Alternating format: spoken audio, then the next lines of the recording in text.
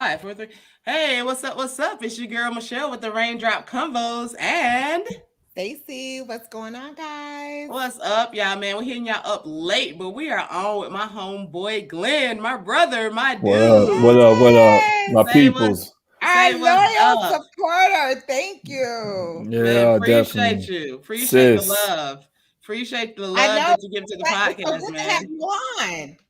Listen, Definitely. I didn't think I didn't know I was gonna be on, y'all. I've been listening, y'all. I was like, listen, it was an honor, y'all. I felt like a late night talk show was calling me. I was like, I'm down, yo. Let's go. Let's do Listen, it. it's an honor every time we hear you, with your input and you chiming in on the shows. That's an honor for us. So thank you. No doubt. Appreciate the love. So let's jump into the conversation. Let's hit this intro and let's do this.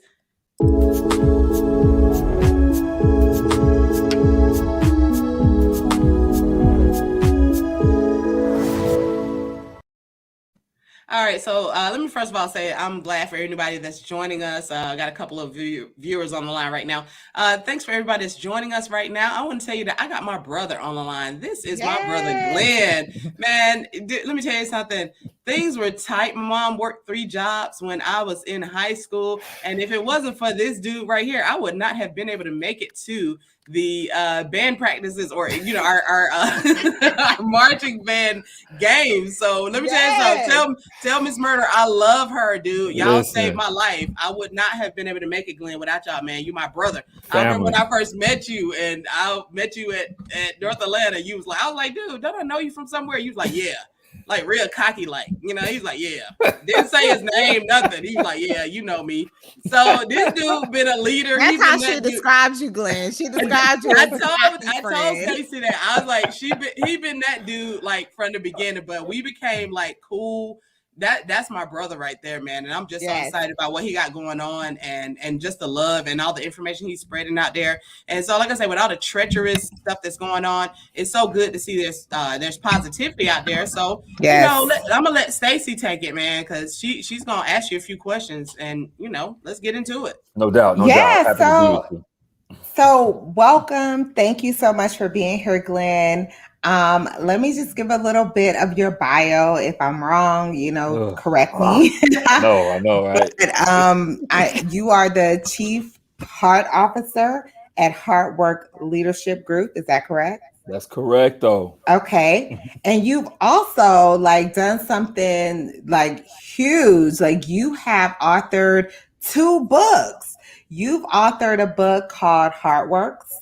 Yep. And let me make sure I got this right. I hate looking at my notes during, That's all right. a broadcast, but it is You what it got to do is. you. Do you. Exactly. So you've authored and published, not just authored, but published 2 books. One is Hard Work, How to Love and Lead from the Inside Out.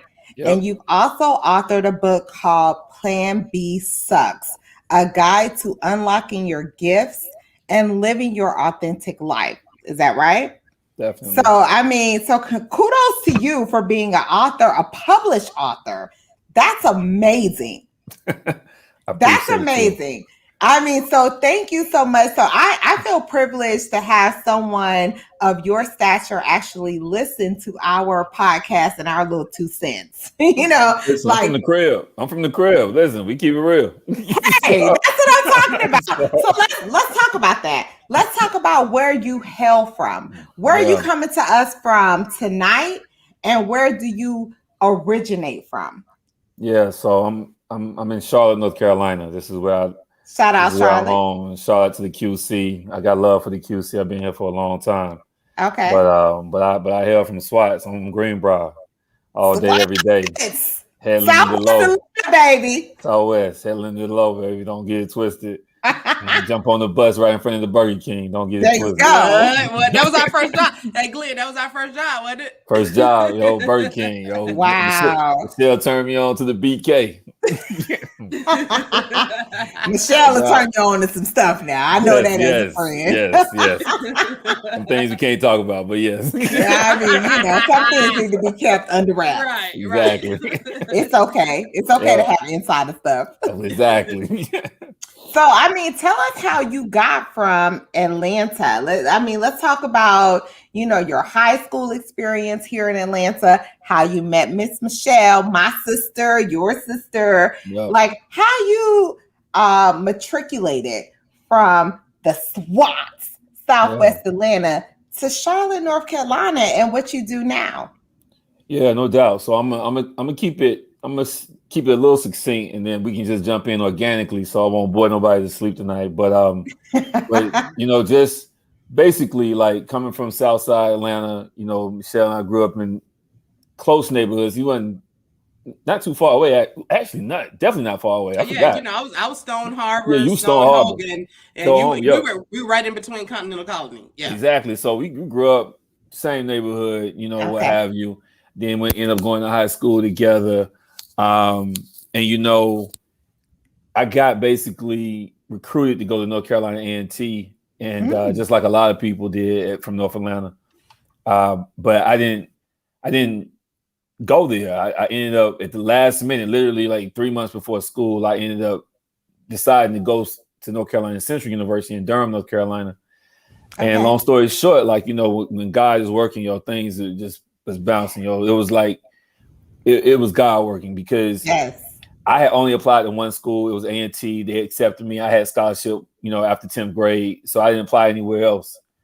And so I didn't have anywhere else to go. But North Carolina Central, welcomed me and gave me a scholarship on the spot. My dude E. Dykes, my man, he went to school with me. Shout out North Carolina Central. Yeah. Okay. What's up, Eric? What's up, Eric? So I went to Central, boom, 4 years there, then went to grad school at Central as well. And then basically when I left, I was trying to figure out what I was going to do for a career, what have you.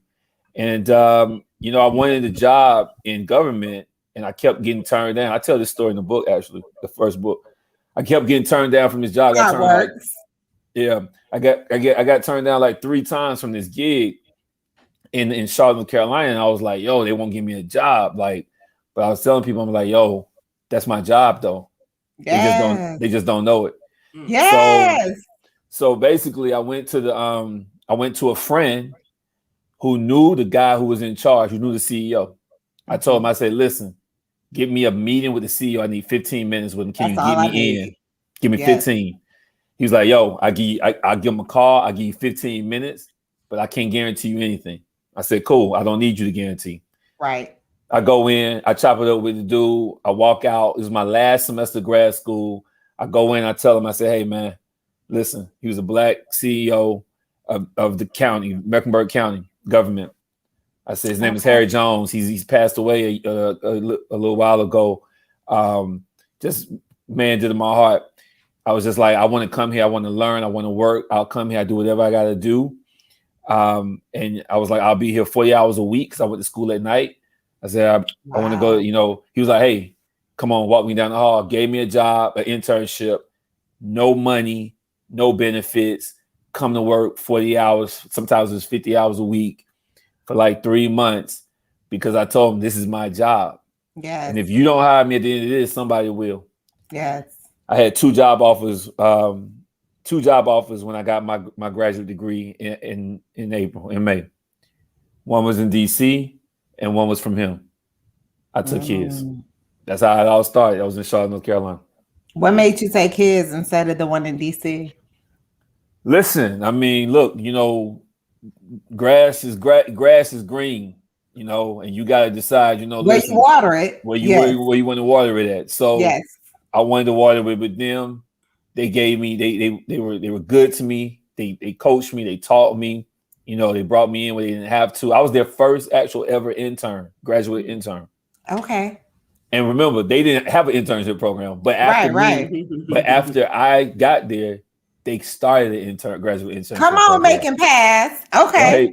Come on. So when God speaks to your heart, it says, tell you go do something, you gotta go do it. Like, yes. People were telling me, yo, man, you ain't making no money. You gotta make some money. I'm like, bro, this is better than money all the time. This is better than money. Yes. It was a job that catapulted my career. Yes.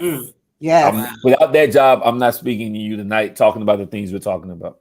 Come Right. on now. Mm, Come on, God. wow. So Definitely. so let me get this straight. You took a job on faith, basically, Definitely. is what you're saying. So you Definitely. took a job on faith and it landed you in North Carolina. Yep. And Yep. so how did you get from this job to writing your first book? All right. That was like, that was almost 20 years ago. So I'm not gonna give you Wow. 20. Okay. I'm not gonna give you 20 years worth, but I'll say this. Give me the truncated version. Yeah, I'm gonna give you the real truncated version. The truncated version is that I was in a hell of a lot of pain for a long time. Yes. Hell of a lot of pain. Tell us about that. So, look, there's one thing about being confident. There's another thing about being confident in the midst of hurt. Mm. And so, for me, what I talk about in the book is that for years and years and years, I was searching for something. I didn't know what I was searching for, though. And so for 20 years, I was searching for love. I was searching to feel loved. Yes. Right. But the only problem was when you're searching for something like love and you don't love yourself, you run into some problems. Where's the plate? Pass it around. Hey, you run into some Time to pass that problems. plate around. You run into some problems. So I kept on running into problems because I was seeking something that I did not really have for myself. And so, look, the way it ends up is that ultimately I was sitting in a hospital, and for a few years I had, back in 2013, I started working with companies and organizations, just talking with them about this whole idea of leading with love. Now, mind you, I'm still in the midst of it though, right? Okay. I'm still in the midst of it. And so, but almost 3 years ago, I was sitting in the hospital and, really thinking about I was about to get a diagnosis that was going to basically tell me, yo, not only are you going to die, you're going to die probably sooner than you thought. Right. And so I sit there and I'm looking around again, I'm in faith and I'm looking around. My MRI was supposed to happen at 9 a.m. It's like 10:30. So I'm having the pleasure, and I mean pleasure. I mean, I'm saying that, not in the good way, and facetiously. Yeah. I had the pleasure of seeing people come in, go out, come in, go out. Not knowing, I know what section I was in of the hospital. So it wasn't like they were just coming in and say, hey. And so sitting there before I got into my MRI, I began to really think, and I began to say, man, you got to ask yourself, what are you really scared of? Yes. Because see, we all know we're going to die. Right. So we just don't know how and when. Exactly. So the question I was asking myself, if you know that you're going to die, then what are you really scared of? Right. The answer set on me right there. I was really scared to die without having lived. Yes. Come on now. I didn't want. I didn't want to. I didn't want to die without having lived. Yeah. Listen. I said, listen. I've done some good things in life, but I don't qualify as having lived. Right. I've existed. I've traveled. Yes. I've eaten good food. I've gone to parties. I turned it up. All the way. All the way up. Right. But I hadn't lived. Yes. And in that moment, I said, no matter what happens, I'm going to go in, I'm going to get this MRI, and I don't care what happens. What I'm not going to do when I leave this hospital is I'm not going to not live. Yes. And I said the first thing I wanted to do, if I don't do anything else, if I leave this earth tomorrow, I was like, I got to write this story. Not write this book. But write this. Listen, I'm gonna write because this it's story. more than one chapter. We have to remember that it's more than one chapter. We tend to live as though our lives are one chapter. Exactly. And we don't realize that it's an entire story. It's an entire book, and each chapter may end a different way. But it's about how does the next chapter start? Exactly. And I decided to write it. So that's where we go. That's how we got to it. That's how we There got you there. go. And Every, you know what? Go ahead, Michelle.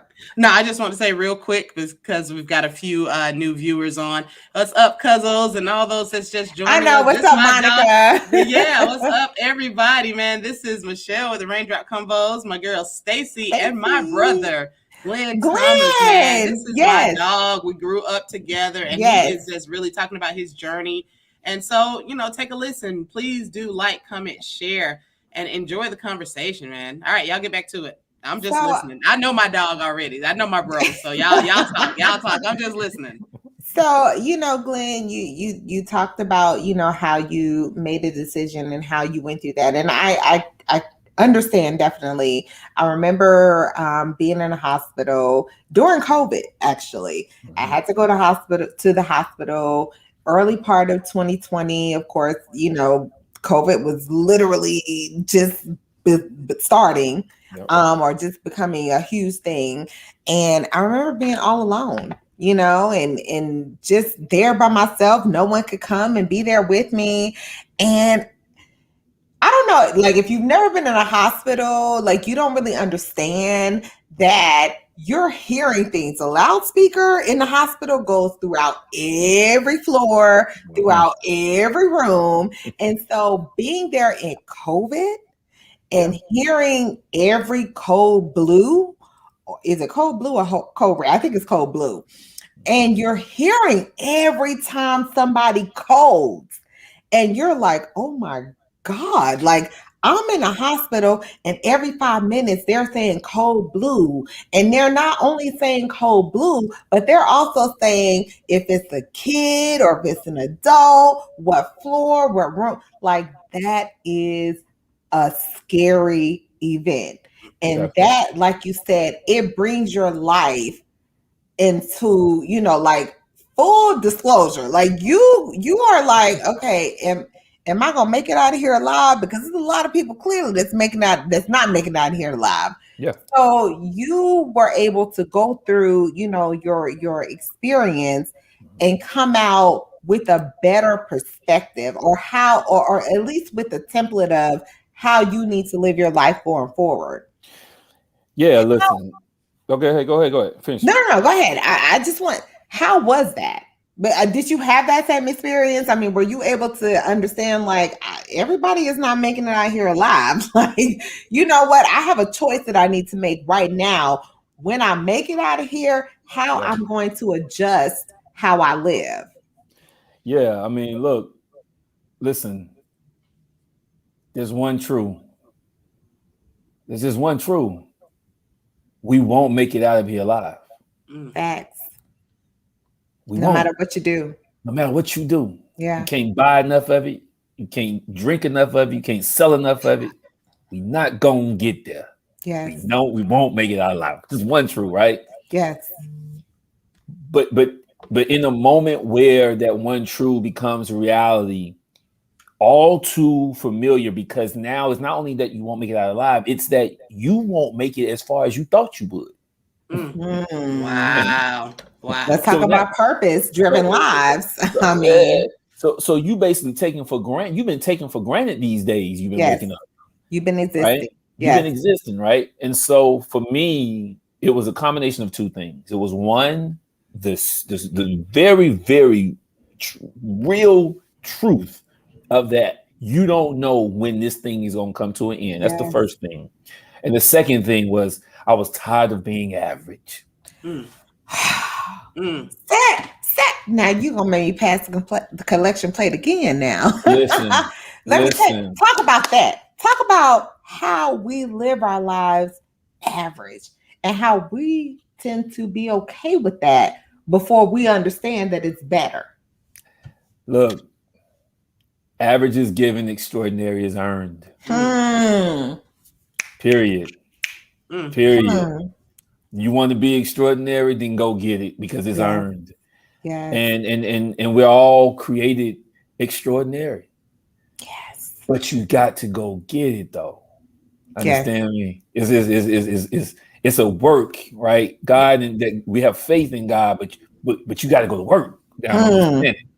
Faith without works is dead. It's dead, right? So I was tired of being average, yo.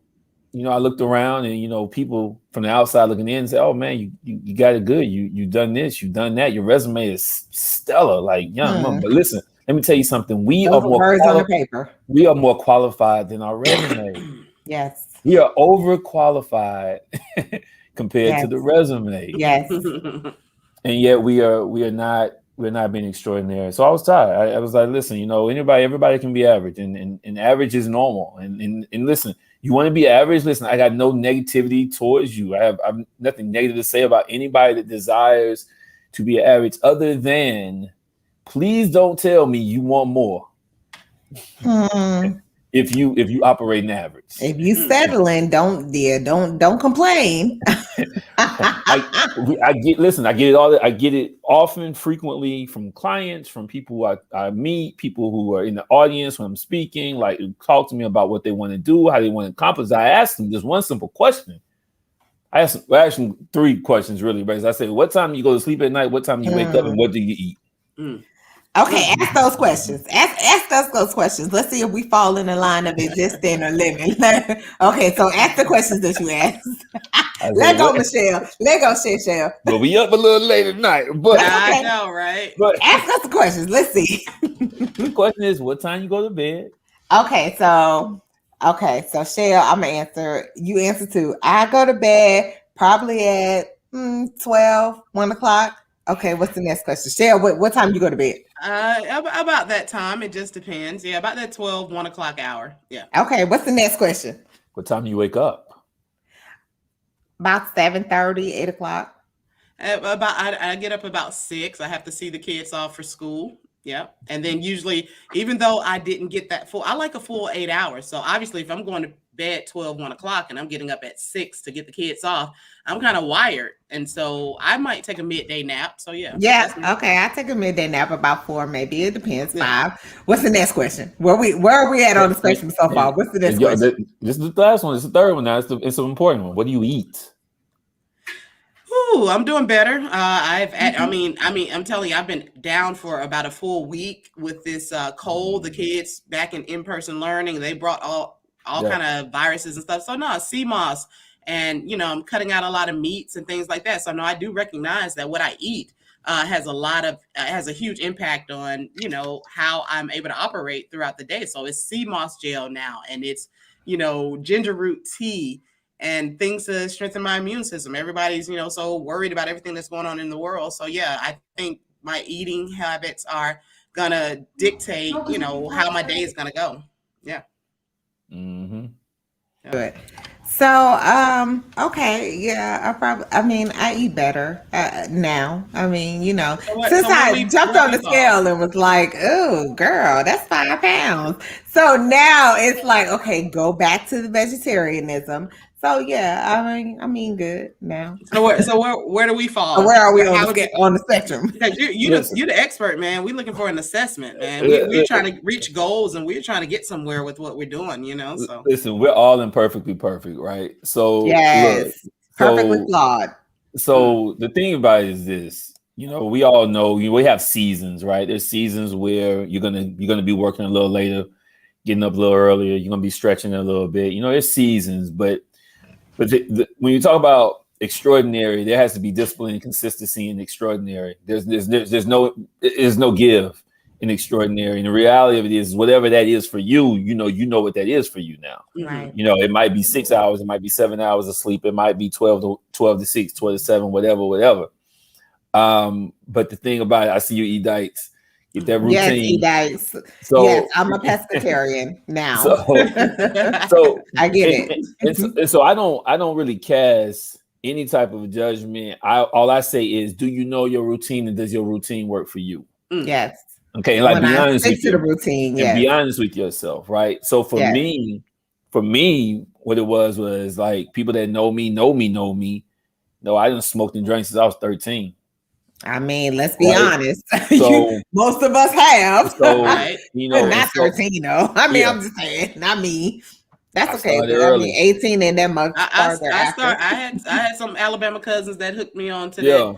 Yeah, THC a that little bit THC a earlier little bit than I early in should life, have. right? Yeah. I mean, but that ain't necessarily bad, but But okay.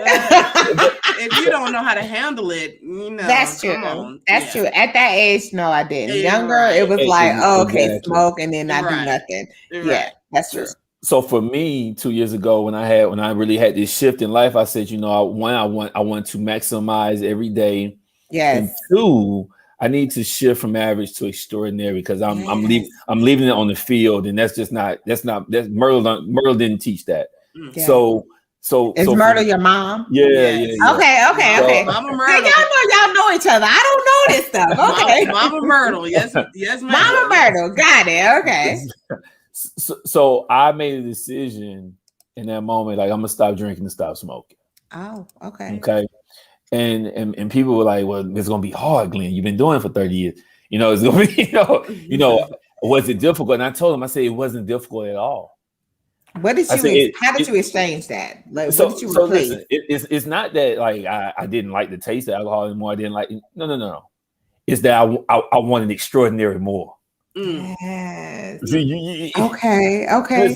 When people are serious about extraordinary, preach. Preach. Not only do you not have time, preach, for the other stuff. Yes. You don't desire it. Yes. Because it's not feeding extraordinary. See, listen, it's not edification. Nothing's wrong with people that drink and smoke. No. I have my friends still do. They're successful. They do their thing. That's all good. But we're not talking about. I'm talking about if you come to me and say you want extraordinary. Yes. I'm gonna tell you that to some of the things that you're doing are not going to feed extraordinary. Glenn, gotcha. While you're talking about that, I need you to let's replace drinking and smoking with some other distractions, because it ain't just drinking and smoking.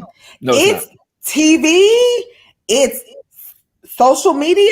It can be all those things that are anything that presents a distraction from getting you from where you are to where you want to be. Talk about that, bruh. So listen, I am a champion of distraction. I lived in it. Okay. Listen, I thrived in it. Why? Because I had the money to do it. Look, I didn't want for anything because I had to do. I could get the distraction I wanted. Yes. I had all the time. So let me tell you something. You can run down the distractions. I had them. All right. Yes. We don't have to spell them out, but listen, I had them. They come in very disguised forms. Yes. Oh, that's my release. That's what I do to, just let off some steam. And that's what I do when I'm just going through. But the question you should be asking yourself is, are you running to something or running from something? Tell it. The question is, what are you running from, or what are you running to? Wow. Okay. And that's so huge. Everybody's got something they do. And there's some healthy escapes. Don't get me wrong. Mm-hmm. But see, extraordinary doesn't start happening until you get present with what you're running from. Come on now. Come on now. Say it again. Say it again for the people in the back. And listen. I was a gold medal winner because I had been running for a long time, so I could run you out the stadium. I know Shakari got beat today. Bless her heart. She's fast. Beat bad. They beat her bad. She got smoked. She'll come back. Because she's still a gold medalist. Exactly. It is what it is. Right. You can't take that away. Listen, I had my goals. I was running. We are busy running and excusing it through all other types of stuff that we're doing, shopping, relationships, money here, money there, escaping into people. Don't get me started. Escaping. Yeah, I know. Get started. Because I was going to say, what are we running from? What are we using those distractions to run from now that we're talking about it? I'm just saying. We're going deeper, and what was happening for me is, listen, what was happening for me and what happens for so many of us is that because we're running from so much, not calling it what it is, sometimes not even not calling a spade a spade. Yeah, sometimes not even understanding clearly because we are busy. We're so busy running, we're not busy being present. Yes. We're doing that so much that to an effect of where we begin to harm ourselves.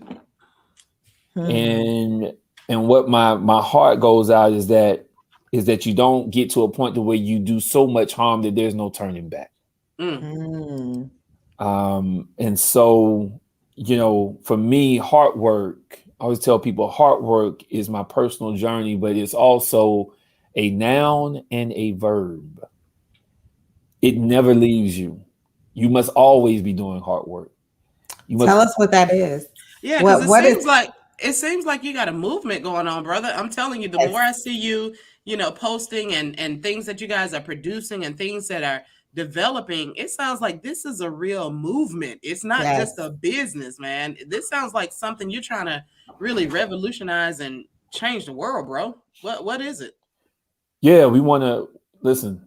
My personal purpose statement is I want to inspire people to love more abundantly and passionately in the service and care of others. As a group, when we look at hard work is how we say hard work is how you live, love, and lead from the inside out. When you think about life, you're living, you're loving, and you're leading. That's what you're doing. Like I don't care if you work a 9 to 5 or you just a stay-at-home parent. Like that's what you're doing. You're living, loving, and leading. Right. Period. And so we say it's a noun and a verb because it is a thing. Yes. You can hold on to your hard work, but you gotta do your hard work. It's an action. Yes. It's something that I practice every day. When I'm in my feelings, I get in my head, or I gotta remind myself, son, you're doing more than you need to. It's already set up for you. Yeah. and so you just need to go to work. You don't need to, you're doing too much. So I'm saying all that to say that it is a movement. It's a movement of so many of us who don't have language to put around it. Let me say it again. We got to have language to put around this thing. Yes. And what we're trying to do is I'm suggesting to everyone that the language that we need to put around it, what we're doing every single day, the language is hard work. That's what we're doing every day.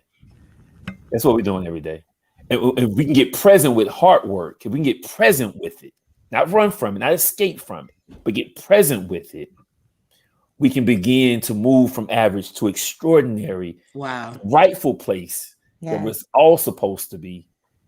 And then we can start looking at each other a whole different lens.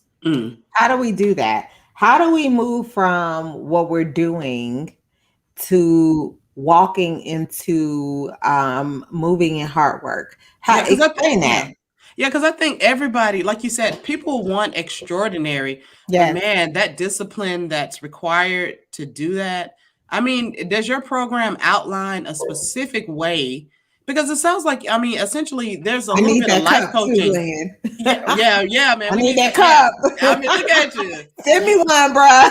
Yeah, but what is? I mean, it sounds like essentially there's some life coaching kind of involved with this. I mean, where is the steps that's needed to really kind of see your life transition into something new and something different? I mean, because people struggle, and a lot of people, honestly and sorrowfully, won't get there. What's the holdback? What's stuck in the distraction? Yeah, is your program something that can really propel them into what's needed to change your life? People say they want to change their lives, but like you said, man, are they willing to sacrifice and do what's needed?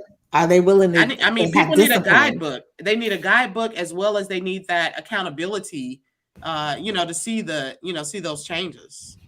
Yeah, definitely. I think it was a great question. Look, I think that, for me, the process started about writing that guidebook for me, right? Like that was the whole gig, right? It was like I needed my guidebook.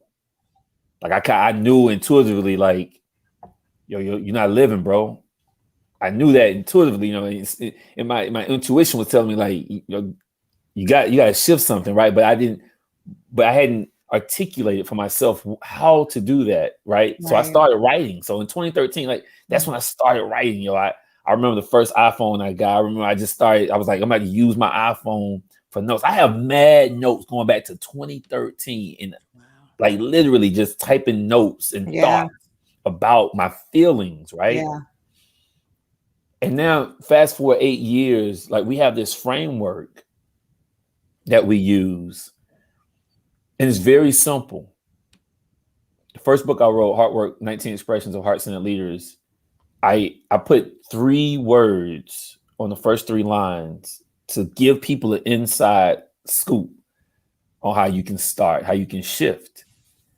The first word is gratitude. Yes.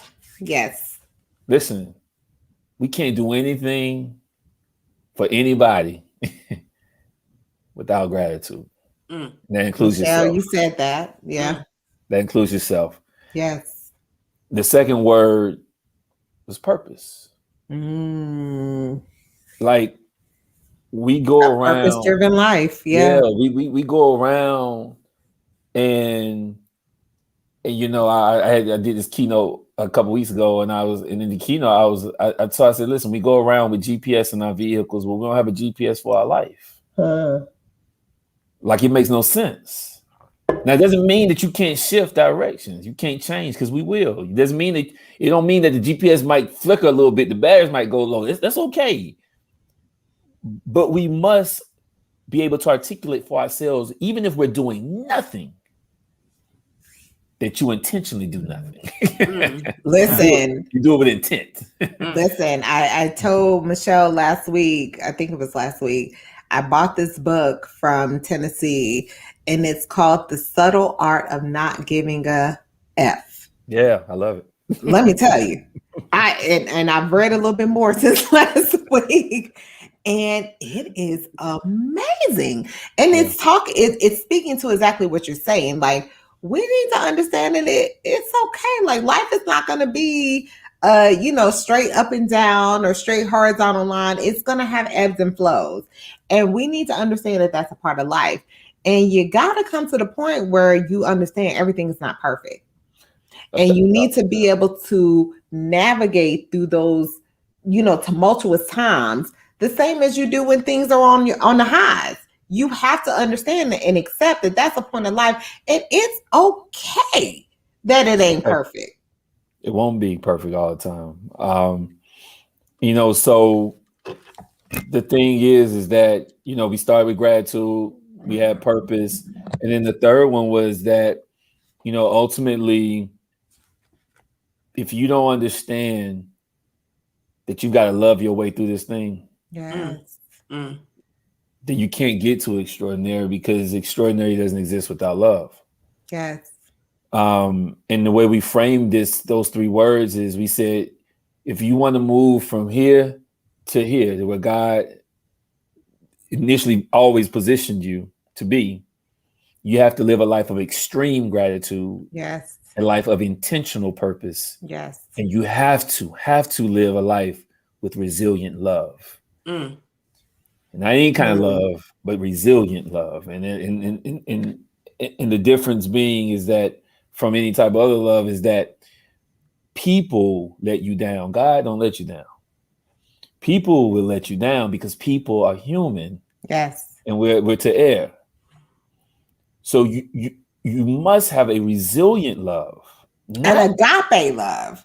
An agape, but yes. A resilient in action form, meaning that a resilient love is demonstrated, not that you befriend those who necessarily do wrong with you, but you continue to love in spite. Ooh, that's hard. Of what that's hard. Someone does to you. But listen to me. It's not hard. I'm gonna tell you why it's not hard. Tell me, please, because right now it's hard. The reason why it's not hard is because why are you caring about something that ain't in your control? Okay. See, that's not in your control. Okay. Your job, our job, is to love because God said so. Okay. That's an easy job to do, actually. So here's the thing. That's a perfect segue to my next question for you, because I went through, as I was preparing, as we were preparing for your interview and for, you being honoring us tonight with your, Their presence. presence. Exactly. We kind of looked through your Facebook page and saw some of the things that you talk about. And one of the things that I saw you discuss was grace and the importance of grace. Tell me what that means. Like, tell me when you say, grace is a magic pill, where we need to start from. Tell me what you mean by that. Yeah. So, listen, grace is, everybody's not in the Bible, and I'm not really I'm not like deep into the Bible. We aren't either. Like, we know the concepts, so we're Bible readers, right? Because we still drink, we still, do whatever we do.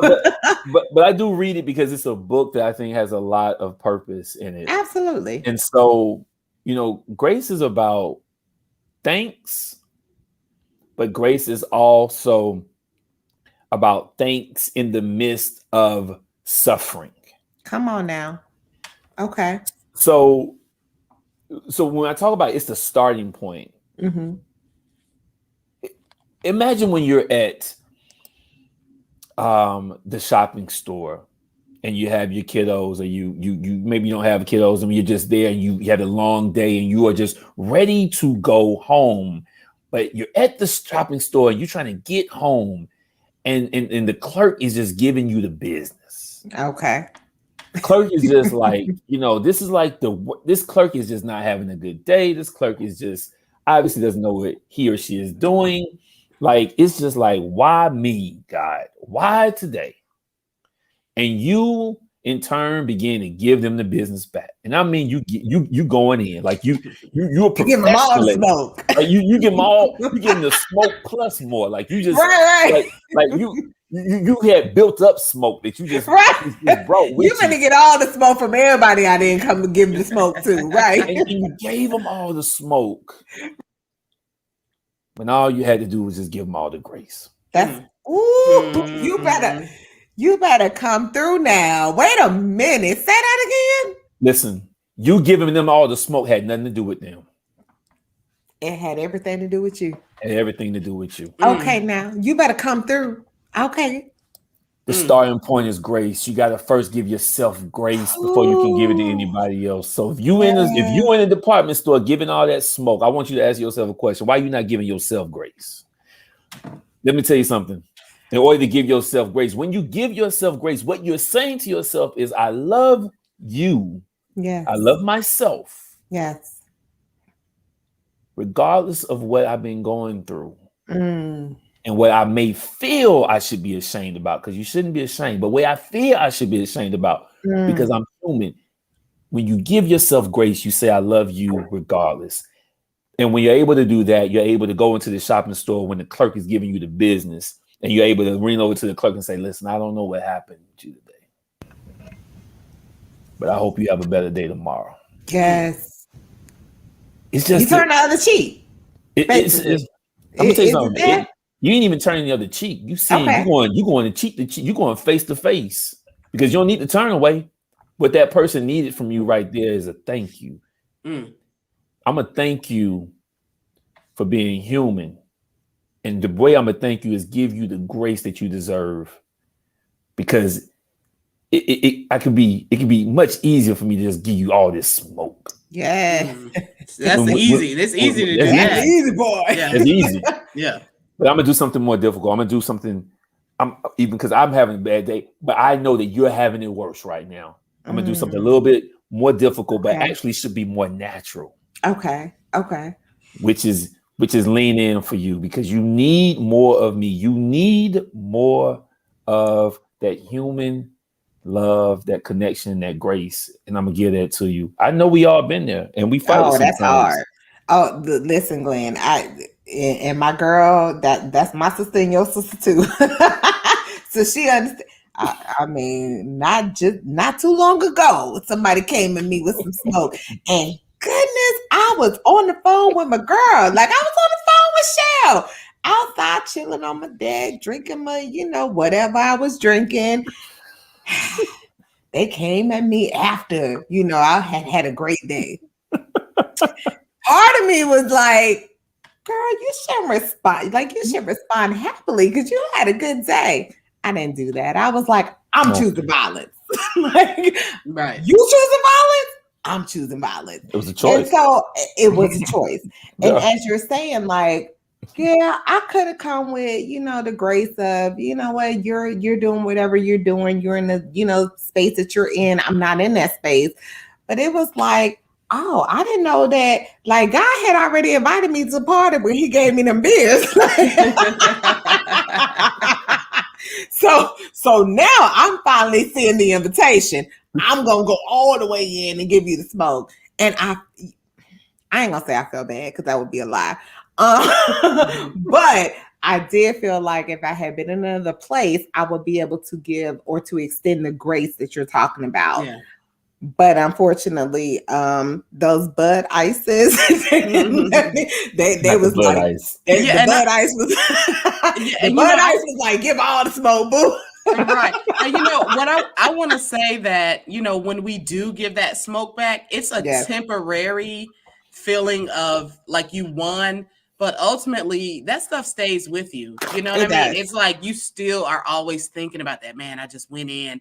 I let them drag me into some drama that I just really didn't need that in my spirit. That energy that you give out, when you're having to go through that kind of stuff with family, friends, work, any of that is dragging on your spirit and on your energy. So I hear you. I hear you. How do you make the right decision? How do you make the right decision every time? It seems like there is no middle ground. You either going to go with it or you're going to go against it. And so while you might not really see the immediate benefits, the energy that you still have been able to maintain and reserve, to get done what you need to get done. I think that's where you see the benefits, where you get to the extraordinary. I mean, but you know what? Stacey, there we Listen, go. look, but sometimes is it okay? Like it's sometimes, because here's my rationale. You know what? I have been polite for a long time. This is my rationale, not saying that it's right, but when you've been polite for a long time, and it takes a lot for you to go off and give that smoke, sometimes I feel like this just happens to be the right time, the right situation for me to give you all the smoke. And guess what? I feel much better after I've given you the smoke than I would have if I just walked away. But now after you give the smoke, you're done with these people, right? You don't have anything else to do. Yeah, pretty much. Okay. Gotcha. And no, I get that. But when you talk about family, friends, work situations, it's a bit difficult because you can think that you're walking away and that you're done. You don't have anything to do with it ever again. But I still feel like at some point that's still a bit of a nagging energy in your life. I don't know, Glenn. What you think? I'm a Capricorn. So listen, I'm a Capricorn. I feel like if you get me to that point where I'm like, you know what, I'm giving you the smoke and I'm walking away, you earned that. You earned that ass. It is what it is. All right, what you got to say, Glenn? What you got to say, Glenn? I have always given the smoke. I'm a smoke giver. Oh, he gave me the smoke. What's your sign, Glenn? He gave me the smoke. Oh Lord, it's Leo season too. he gave me the smoke back in high school a few times. Tell me about that. Let's talk about that. When did you give my girl the smoke? That time when we got drunk, when he was drum major and we got drunk and couldn't get on the field, man, he gave us the smoke up there in the stage. Y'all deserve that. You know what? We deserved the smoke. And you know what? I didn't really feel bad. I felt like it was a big brother that was really getting on my, you know what, like Michelle. I can see Glenn coming off as a big brother. He was like, y'all need to come up higher, man. Y'all did wrong for getting drunk. Make them rise. Water makes you rise to its level. Nah, my dude been doing this for like forever. He was built for this. But listen, you bought that life. Listen. I failed it a million times over too. But let me tell you this right here. I tell you this right here. This is real talk right here, though.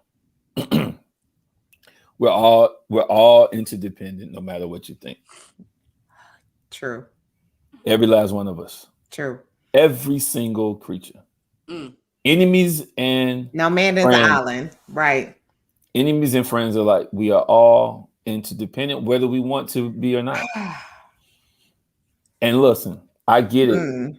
I get that there's a journey for everybody, and everybody's not where I am, or where I'm not where I want to be, and so forth and so on. So that's not what this is about, right? Right. This is about being practical and being real about what this is about. Yes. Why it's so difficult to give grace in moments where we want to give smoke. If you wake up in the morning giving gratitude for the breath that you just have that many didn't have, that's the first step. See, you're right. Listen, smoke can't exist when you're grateful. You better stop. Wow. Don't be calling me to the carpet like this. Wow. Don't be calling me to the carpet like this, bruh. True. You're right, Listen, though. It can't. Try it. Try and give somebody smoke when you're in a state of gratitude. You're right. You can't. It doesn't make sense. It doesn't make sense. No, you're right. So what I'm saying is, when we choose to go smoke, my question is, okay, are you in a grateful space? Because you really, if you really are in existence. Brother David Standel Raz, he's the gratitude guru. He this is his life's work. He's like in his 90s. What he speaks about is that when you are not only grateful, but when you exist in a state of grateful living. Yes. Meaning that you literally are checking in with yourself constantly throughout the day about why you're grateful. It's super difficult to give somebody smoke when they're giving it to you. You're absolutely right. Yes. And so that's what I'm saying. Like I get it, but when I'm about to give smoke, when I'm feeling smokish, yes, I ask myself, what do they have worse going on in their life? It's putting them in a place to where they got to give me smoke. So you got to put other people before you sometimes. Okay. And all the time you got to be thinking about what's getting them there. I had a conversation with my son today in the car. I had an opportunity to just me and my son today, and we were talking back and forth, and he was talking about kids wanting to be mean and pick and what have you. And I asked him, I said, I asked him about empathy. I was like, son, I said, when people are giving you that smoke, it ain't about you, bro. People don't treat you based on you. They treat you based on themselves and how they feel. So why are you gonna give smoke back? Why release? Because they already hurting. They already hurting. They're already hurting. And I'm gonna tell you something. I feel that. I feel that. And going deeper, not only should you not give them smoke, my Jesus, no, you should give them grace. And give them grace. You should have empathy for them and give them grace. You better stop. Thanks. You got it's actually. You gonna make me nicer. Listen, I don't want that. It's actually the natural thing to do. It is. It's what feels natural. You're right. If humans started doing what was natural to them, yes, we would naturally actually give empathy and grace. You're absolutely correct. And so the framework is very simple. I live by the framework. We create the framework because when people say, well, what do I do? I say, well, just start with gratitude, purpose, and love. I mean, no, facts. No, like this reminds me of my sister, and I don't want to give too much information because people know who my sister is, my little sister. But she was talking to me, and this goes back some time. She was in college, and she was talking about a girlfriend that she had, and she was like, "Oh, she's such a H, like we go out, and she's on this guy and this guy," and immediately I was like, "Don't judge her. Do you know from where she came? You know what I'm saying? Do you know what went on in her life that made her feel like she needs to act in this certain way with men? Or you don't know what happened in her home. You don't know where." And of course we assume, well, she has a car, she has this, and so she came from this.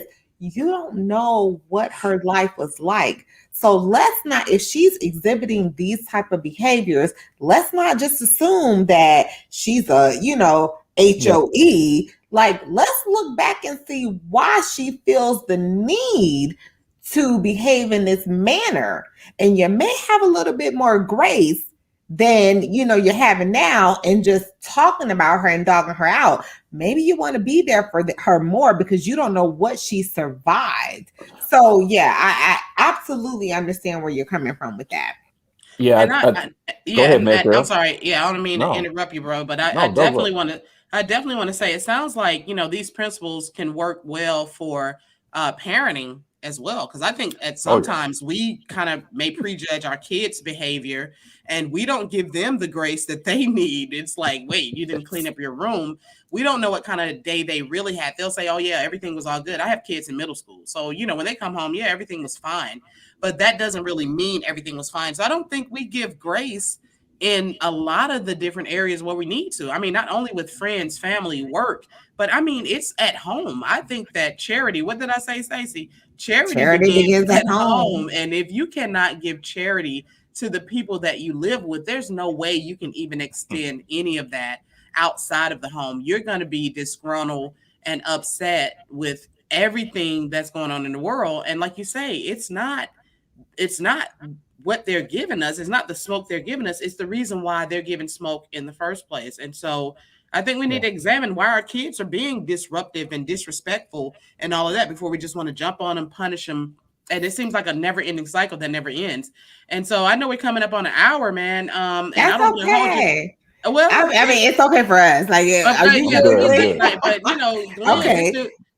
My man got plenty of business going on. So, dude, is there anything you want to close out with? Hold on. Look at Stacey. Stacey had you on here for a whole 2 hours if you let her. Listen, let us know what's up, bro. I feel like we got you on. Please stay here to talk about what we need to talk about. I know this is what the Black community needs, and I'm okay with giving it to them. But I know, no matter how long it takes. I know my dog will come back, so I want to be respectful of his time. You know what I'm saying? Let me ask you this, because again, as I was going through, your Facebook page and looking, about looking around at the themes that you kind of talk about, you talk about mistrust. Yep. And you talk about how, mistrust can actually hinder your ability to cultivate trusting relationships. Talk about that a little bit. Talk about why that's important. Yeah, so I mean, that's a personal thing as well. I mean, all this is personal to me. So, we asked a question. We talked about. We'll plug it a little. We'll plug it in, I guess, in a few. But we talk about this. We asked this question in our leadership assessment. We asked the question: do you believe trust is earned or trust is given? And over the years, we've always asked that question in the rooms with leaders. And for the most part, most leaders initially say that, trust is earned. Yes. And we never give a response necessarily, like an answer, like, or it's wrong or right. We always, we ask questions to open dialogue. Right. And so we begin to kind of get into the root of why people believe trust is earned. Mm-hmm. I like the phrase itself is kind of interesting. Trust and earn, like those two words going together. And when we get to the core of it, it always led back to some experience, lived experience, mm-hmm. where trust was abused. Okay. Right. And so because trust was abused, then now, look, I ain't gonna let nobody abuse my trust anymore. Now you got to earn it. Yes. Now, interestingly enough, though, the earning of trust never happens with the person who broke the trust. Nah. Wait a minute. Say that again. Wait a minute. Hold on. Right. Explain that. Like the person who you had the bad experience with that abused the trust, right? They ain't the person that's got to earn it. Oh my gosh. It falls on to the next person that wants your trust. Got it. Interesting, right? So very interesting. But I get it. So basically, yeah, right. So, and most people do. Most people, that's this logic, right?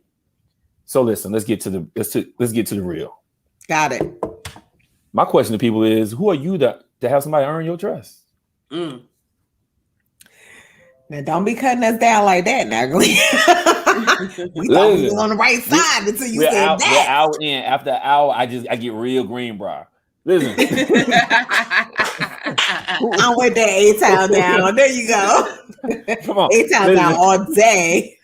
So the question is, though, what makes you think that anybody can ever earn your trust? Ooh, that's a hard one. It's impossible. Actually, it actually is impossible for anyone to earn. Tell me why. Trust. The reason why I disagree with you. Let me tell you why I disagree with you. That's okay. Because this is a conversation. Yes. So I disagree with you because I feel like, yes, you can earn my trust by being consistently responsible and accountable to what you have told me. And if you are consistently accountable and you are consistently following or walking in what you have promised me or you have told me is truth, that's earning my trust. If your words say one thing and your actions don't match, then you don't earn my trust. I'm just saying. I'm ready to hear what Glenn got to say. Go. I'm just saying, bro. I just want to hear, bro. What you got to say? So listen, I don't need to reach. I would reach over to my dictionary, but that's okay. I'm not gonna need. I don't need to do it. I don't need to do it. It's okay. We know you know what you're talking about. Because I know the definitions right here. See what you're speaking about is not earning. Oh, tell me. What you're speaking about is keeping. School me. You're talking about keeping trust. Wow. I never thought about it like that. I am talking about earning trust. Okay. And the difference is this. Okay. What you just laid out is fine and definitely is real and true, right? People, you show me who you are. You keep and I'm a Maya Angelou girl. I'm like, when you show me, I'm gonna believe what you say. So people will keep your trust, or they may break your trust. But they can never earn your trust. And the reason why you can't earn it is because you have a level of expectation in earning. We talk about expectation, Shell. Okay. And when you expect somebody to do perfectly what you want them to do, they will always fail. Oh, perfectly. Hold on, Glenn. Now we don't get to talk like this, but when you say perfectly, it ain't no perfect because nobody is expecting perfect. But what we do expect, there's no earning at all. I'm saying there's no earning at all, though. There's no earning at all. No perfect. So, whether it's perfect or otherwise, there's no earning. That makes a lot of sense, bro. What you're talking about is keeping. So when you say somebody, when I say to somebody, listen, look, when you enter a relationship, if you're not ready to give the trust, then you don't need to have trust. Wait a minute, say that again. Come through now. What? Say that again. If you're not ready to give it, you're not ready to have it. Okay. And what that means is if you want to enter a relationship with the pre-existence of this whole earning trust, then you're not ready to be in a relationship with that person. But here's the thing. Don't you go, because who go, I mean, I ain't gonna say who goes, but all I can do is speak for me. Who goes into a relationship with the expectation of somebody earning their trust? No, because when you go into a relationship, that's kind of a given. Like you already expect that this person's behaviors are going to match their words. Let me tell you something, y'all. I'm telling you, this is getting awesome, and I don't know how long we can go with this, but I want to ask something real quick. So, are you saying? I'm telling you, this is awesome. But Glenn, are you saying that if you don't have the expectations, then you can't get hurt? If there's no expectations, then you know you're not putting yourself out there to get hurt. It just kind of is what it is in any relationship, whether that's with friendship, family, parenting, husband, wife, boyfriend, girlfriend. Are you saying that you should not have any expectations at all? Right. Listen. So look, this is a big discussion, especially even with my team. Actually, we have this discussion, right? Okay. About expectations and desires. Okay. Yes. So look, I personally believe that expectations are messing everybody up. Okay. I believe that. Fact. So some people we talked about that on our last podcast. Some expectations are unreasonable and unachievable. Yeah. Okay. I think But if I had an wordplay. expectation that you tell the truth, I mean, I don't think that's an unreasonable expectation. I'm sorry. Well, I think it's sometimes some people call it wordplay, but I think it's in the psyche. So I think wordplay is important. Okay. So what I say is you desire to have people in your life that tell you the truth. Yes. And that's a great desire to have. Your expectation says that you are measuring it though. You see, the difference is that when you expect something, you gonna measure it. And so that would be facts. Okay. That would be facts. Yeah. So I would kind of shift the wordplay around. So I desire for my friends to be honest with me. Facts. And I see that honesty come through different ways, through their actions and words and what have you, and such that they remain friends. I know they're human, they're going to make mistakes. So I don't expect them because I'm not going to measure it, but I desire it from them. Now, that being said, when we shift it back around to whether trust is given or whether trust is earned, the idea that someone can actually earn a level of measure. You can't listen to me. I'm listening. You can't earn a level of measure. You can't. The reason why someone can't earn a level of measure is because you're the one measuring. so I mean, it's unfair. So what I'm saying is, when you decide to measure, you may measure small, measure long, measure short. The other person isn't in your head or in your heart, and so they can't, not even theoretically, they can't realistically meet the measure because it is for you to control. So instead of earning trust, the only way, honest way in earnest to go into a relationship, any relationship, is to give it. Now, you can mess it up. Okay, let's talk about that. You can mess it up. Let's talk about that. And then it's your choice. It's your choice to not forgive, because resilient love is about forgiveness. There you go with this forgiveness thing. You said that on the last podcast. Now here you go with this forgiveness thing. But listen, because I mean, forgiveness shouldn't be a choice. Whether you stay in my life, though, is. There you go. And there's a difference. So I can forgive you without staying in your life. Of course. There you go. Listen, that's all I need to know. Everybody can't be in your space. That everybody can't rise with you, elevate with you. No. That's not what this is about. Everybody's not can't be in your space. Listen, friends need enemies. Come on now. I said we're interdependent for a reason. I'm telling you. You got to love your enemy because you got to know what they thinking. I find that my haters are my greatest admirers. They're the ones that see within me what I don't see. Thank you, haters and admirers who are disguised, as haters, but they're really admirers. Thank you. So I would hope that we don't bother ourselves with trying to get people to earn something that they never will earn. You straighten that out for us. I appreciate that. And I appreciate it too.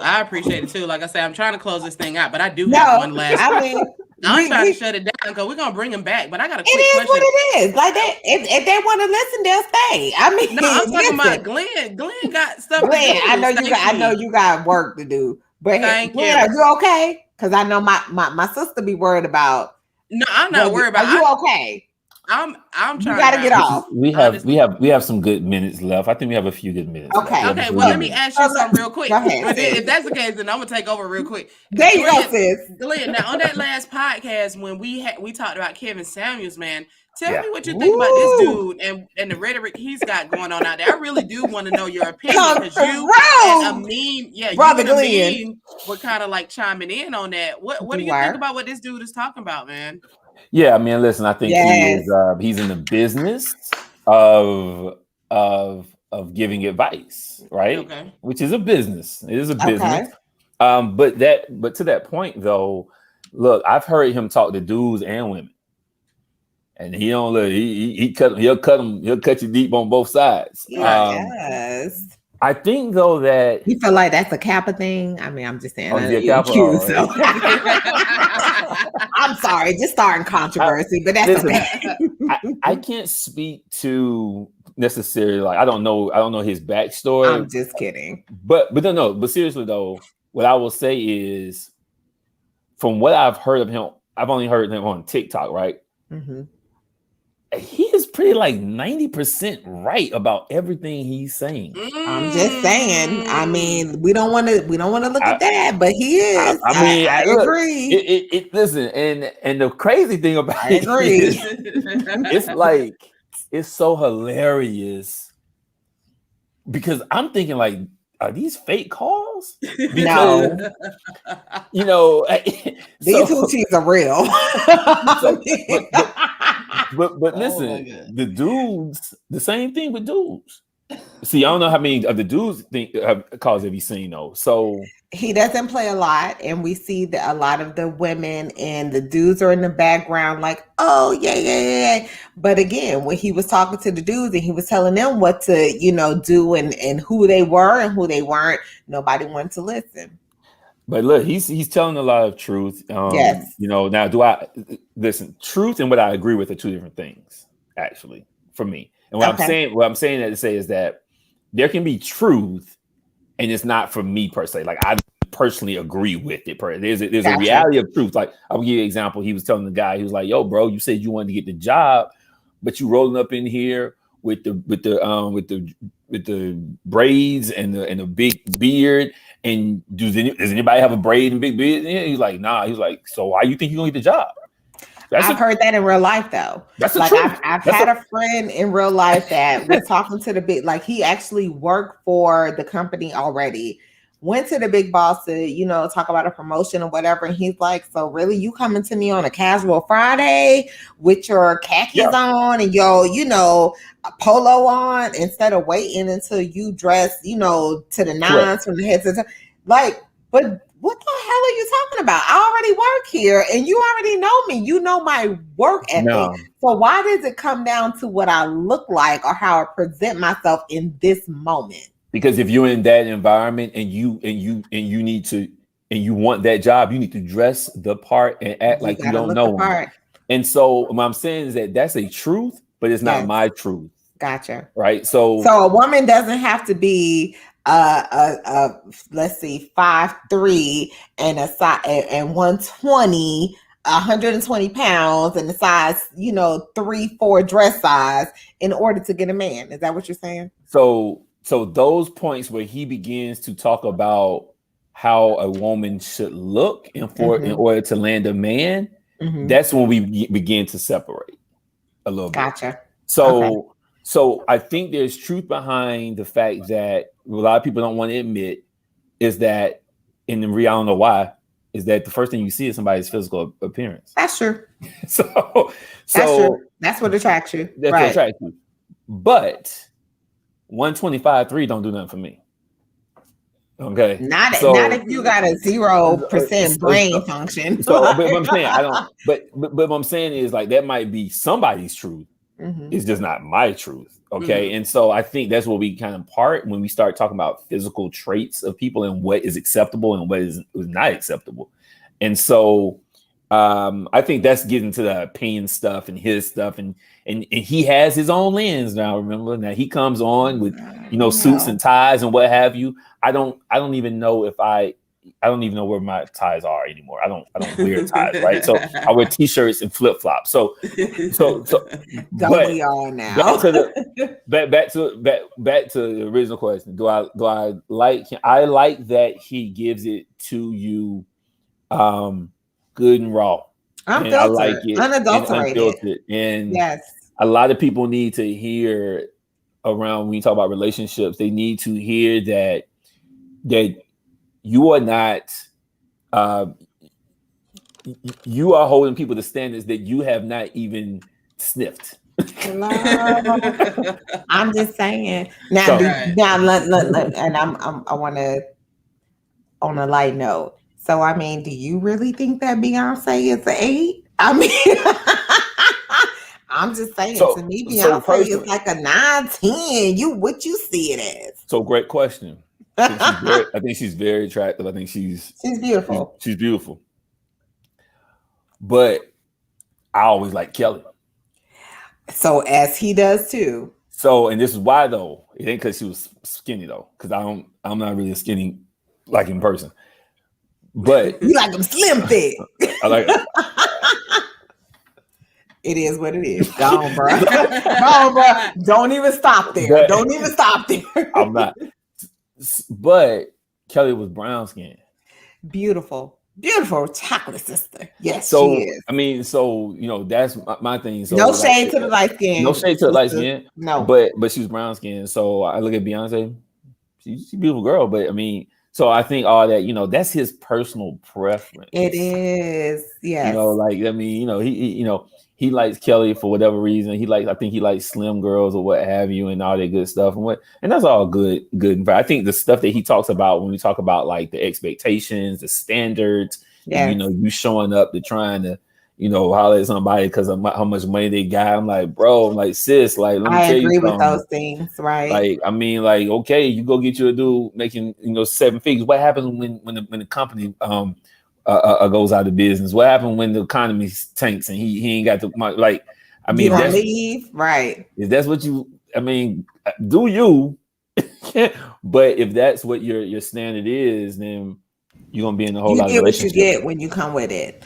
Yeah. So as my sister is trying to close us down, shut us down. Go ahead, girl. Debbie Downer. No, I'm just kidding. over Debbie Downer. Man, you'll be back. You'll be back, man. No, you will be back. When is the assessment dropping? When y'all dropping that assessment? So we're dropping the assessment for what everybody. Assessment are we talking about? All right, so we're coming out with the assessment. It's called the Heart Work Profile. It's basically centered on the 19 expressions of heart-centered leaders. So it's really assessing 19 expressions, what we call heart-centered leadership. And so it's dropping on September 14th for everybody. We're dropping it a little earlier for a small group. And then September 4th is going to be live commercial for everybody to purchase. It's basically it's like 52 page assessment report. It gives you all of your self-assessed outcomes, but then it also gives you reflective questions and exercises based on those outcomes. So they're personalized based on your responses about your feelings around these expressions. And so we're really excited about it. It's a really, really big deal because we want people to do 3 things, because absent of getting a personal coach, absent of your boss being really empowering and inspiring for you, you need to be able to walk in your expression. And so it does 3 things. It allows you to self-assess, self-reflect, and self-empower. So the assessment speaks like a coaching session. So that helps entrepreneurs. It helps entrepreneurs. It helps anybody who's has a mind that is like, I want to do X. If you want to do X, then this will help, because all the outcomes are written like a coaching session. Okay. And they're individual. You fall into 3 categories. And so we have responses, and 2 of the responses that we have written to give to you like a coach. Like it's like a coach is talking to you in assessment. So dropping September 14th. We're really excited. It's a big deal. We've been working on it for 11 months. You hear me? Wow. 11 months. Almost an entire year. Wow, bro. I know. So one last thing, because this is something that I really, wanted to find out about. You, again, looking at your profile, and you talked about, you had a quote on your profile, and it was, be the thermostat. Yep. And not the thermometer. Yeah. Can you talk about that? Can you explain what that quote means? Because I think that that's something that can help us as a community. Yeah, when we show up in the room, show up in the room and set the temperature. Yes.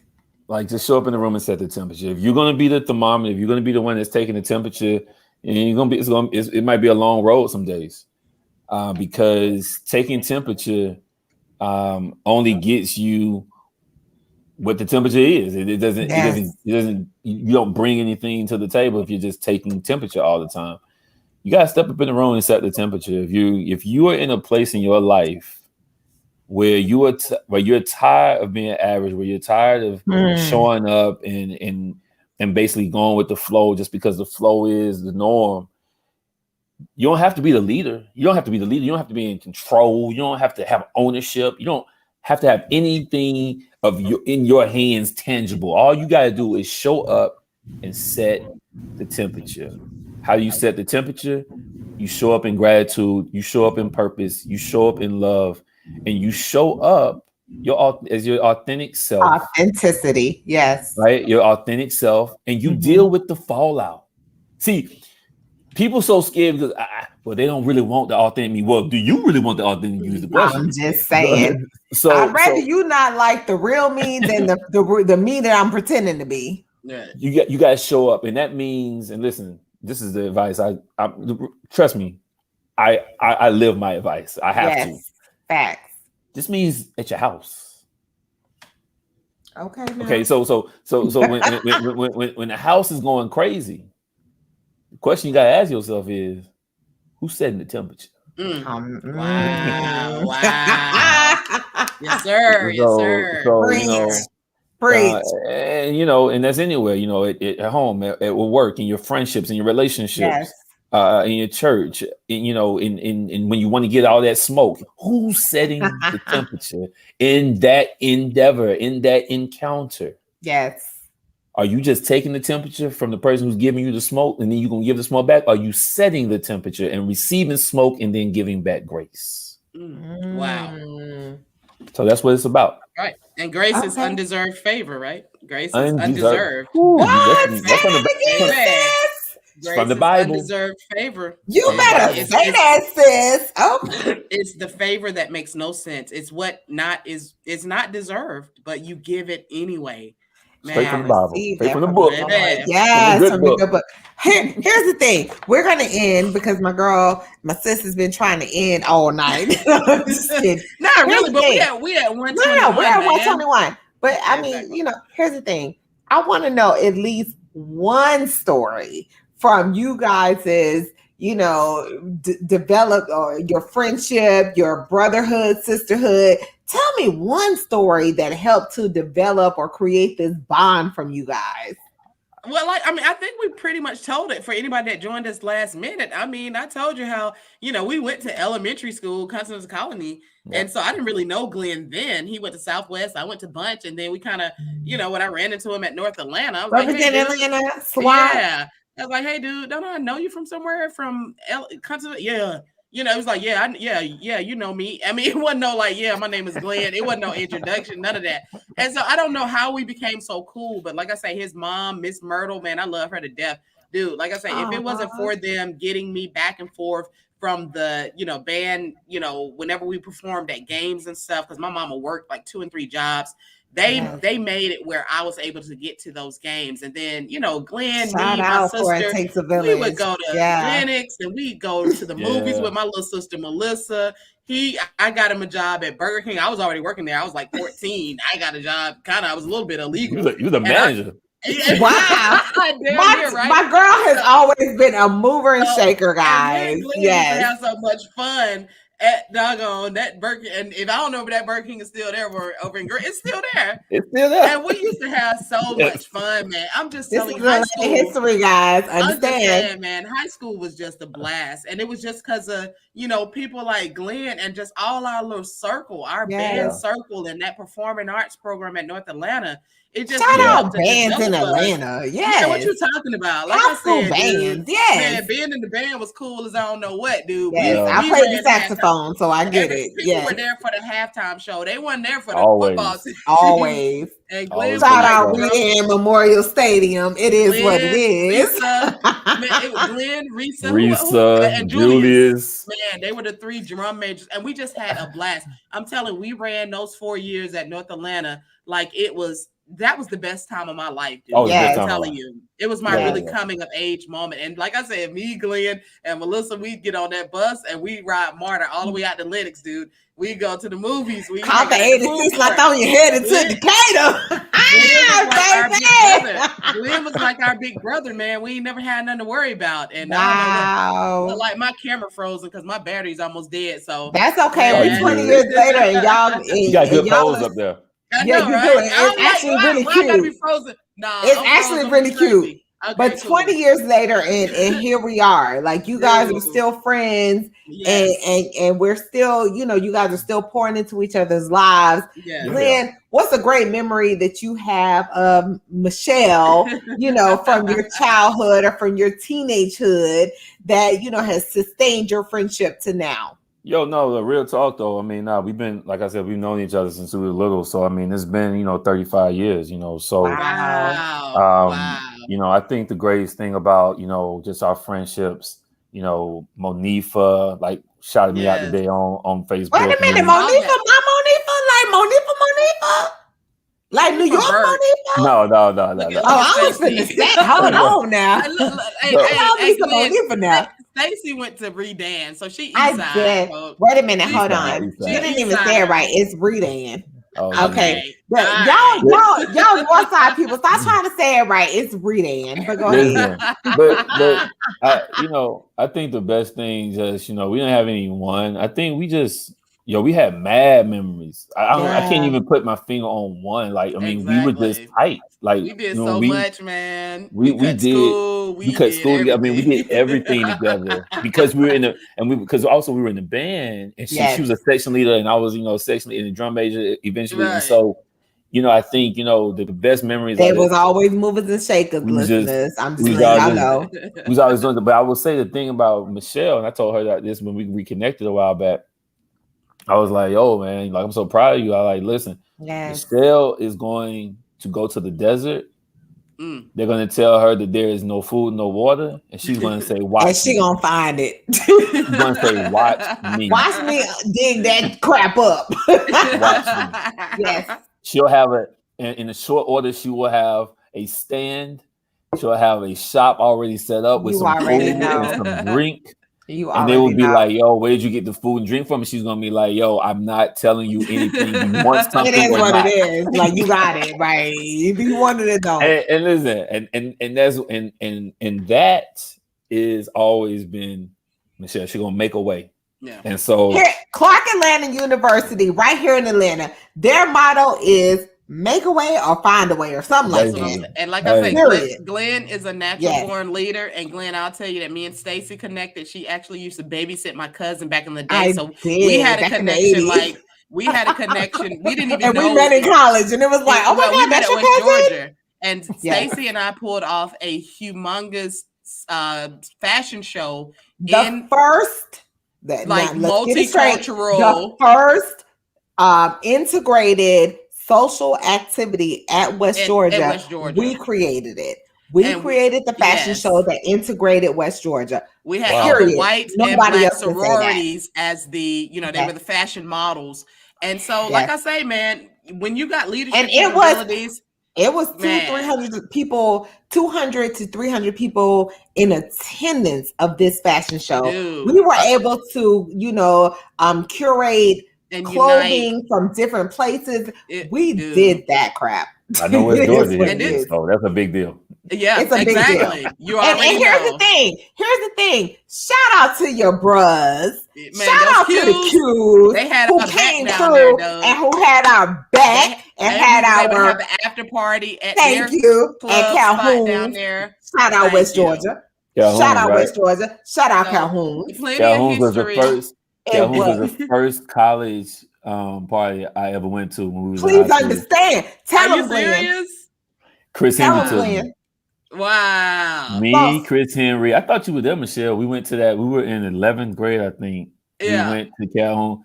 And the y'all used to treat back then y'all started treating me like the little sister. So y'all used to go to Peachtree City and ride out on me. That's where y'all start like going and visiting y'all little chicks and stuff. Y'all used to leave me hanging. Bro. Listen, but look, I took a flyer from that party. I have that flyer till this day. What? Wow.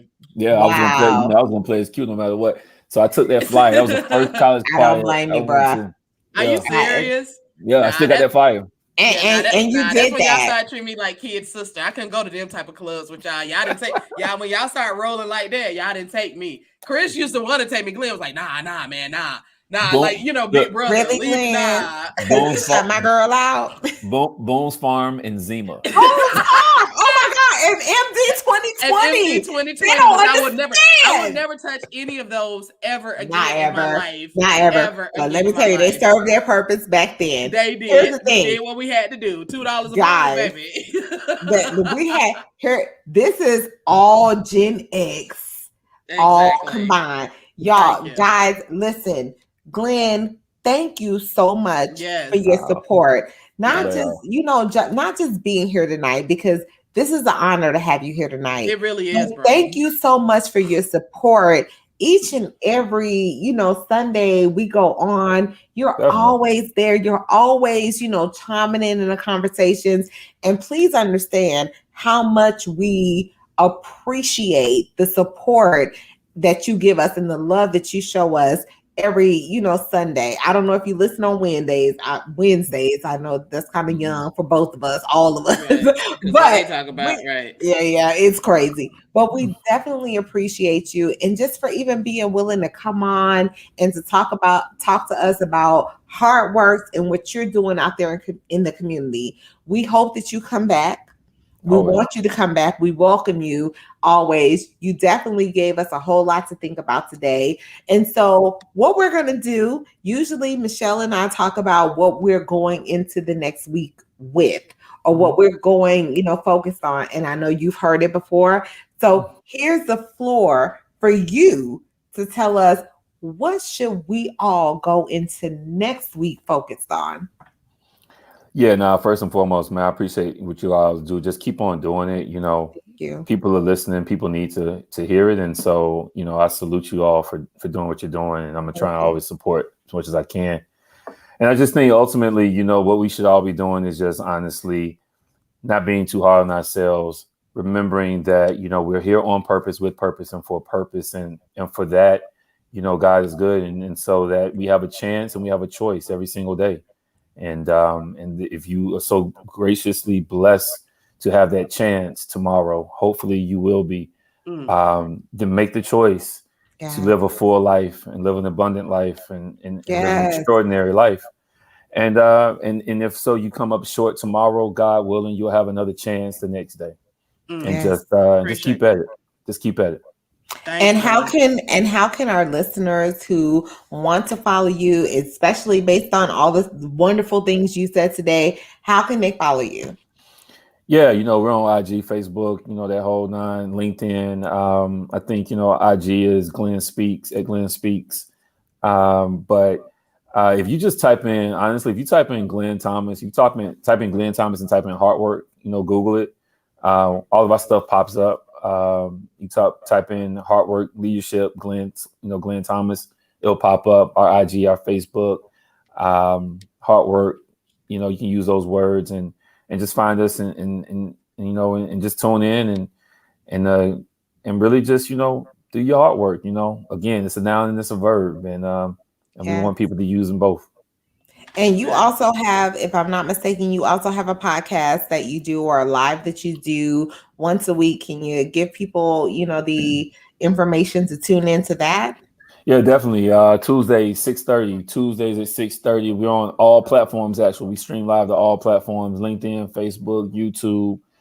We don't stream to IG, but we stream to like I said, all those platforms on all our pages, all our business pages. Also, though, that's Tuesdays at 6:30. That's what we call Heart Talks with my colleague and friend, Renee Carter. She's amazing. She is cool. Colliers, she may be my cousin. We related to the Colliers. Wait a minute now.